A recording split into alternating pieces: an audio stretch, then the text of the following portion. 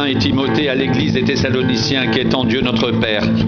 Et en Jésus-Christ le Seigneur, que la grâce et la paix vous soient données de la part de Dieu notre Père et du Seigneur Jésus-Christ.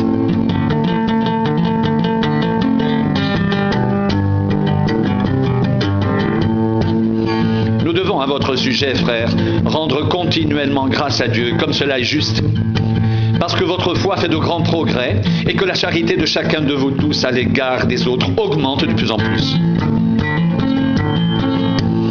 Aussi nous glorifions-nous de vous dans les églises de Dieu à cause de votre persévérance et de votre foi au milieu de toutes vos persécutions et des tribulations que vous avez à supporter.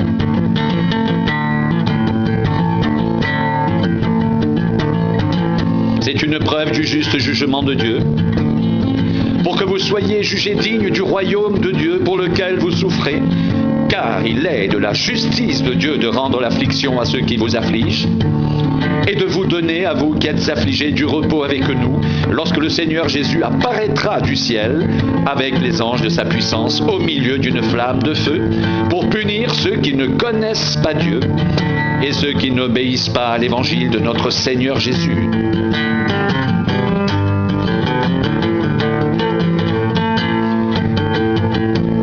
Pour châtiment une ruine éternelle, loin de la face du Seigneur et de la gloire de sa force, lorsqu'il viendra pour être en ce jour-là glorifié dans ses saints et admiré dans tous ceux qui auront cru, car notre témoignage auprès de vous a été cru.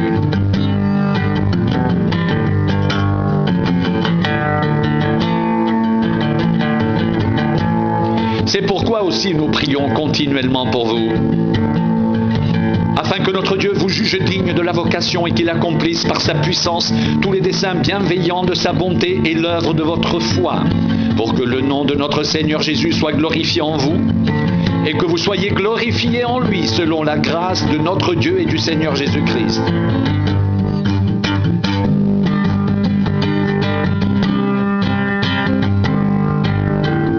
Pour ce qui concerne l'avènement de notre Seigneur Jésus-Christ et notre réunion avec lui, nous vous prions, frères, de ne pas vous laisser facilement ébranler dans votre bon sens et de ne pas vous laisser troubler, soit par quelque inspiration, soit par quelques paroles ou par quelques lettres qu'on dirait venir de nous, comme si le jour du Seigneur était là.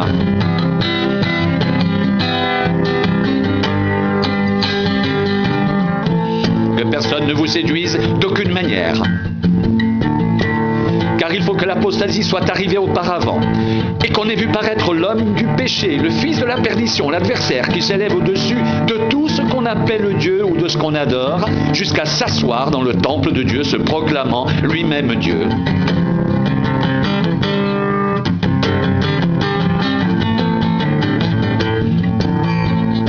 Ne vous souvenez-vous pas que je vous disais ces choses lorsque j'étais encore chez vous? Et maintenant vous savez ce qu'il retient, afin qu'il ne paraisse qu'en son temps. Car le mystère de l'iniquité agit déjà. Il faut seulement que celui qui le retient encore ait disparu. Et alors paraîtra l'impie que le Seigneur Jésus détruira par le souffle de sa bouche et qu'il anéantira par l'éclat de son avènement.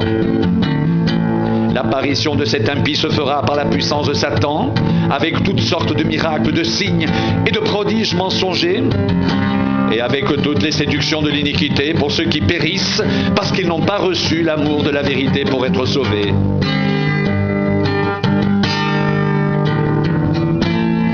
Aussi Dieu leur envoie une puissance d'égarement pour qu'ils croient au mensonge, afin que tous ceux qui n'ont pas cru à la vérité, mais qui ont pris plaisir à l'injustice, soient condamnés. Pour nos frères bien-aimés du Seigneur, nous devons à votre sujet rendre continuellement grâce à Dieu, parce que Dieu vous a choisi dès le commencement pour le salut, par la sanctification de l'Esprit et par la foi en la vérité.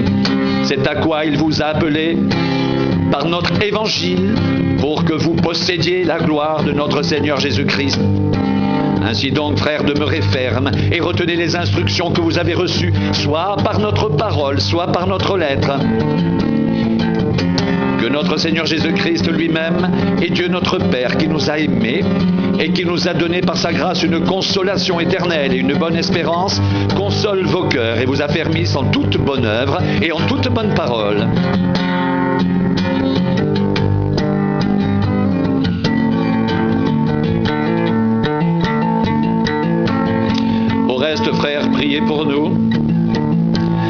que la parole du Seigneur se répande et soit glorifiée comme elle l'est chez vous. Et afin que nous soyons délivrés des hommes méchants et pervers, car tous n'ont pas la foi. Le Seigneur est fidèle, il vous affermira et vous préservera du malin. Nous avons à votre égard cette confiance dans le Seigneur, que vous faites et que vous ferez les choses que nous recommandons. Que le Seigneur dirige vos cœurs vers l'amour de Dieu et vers la patience de Christ.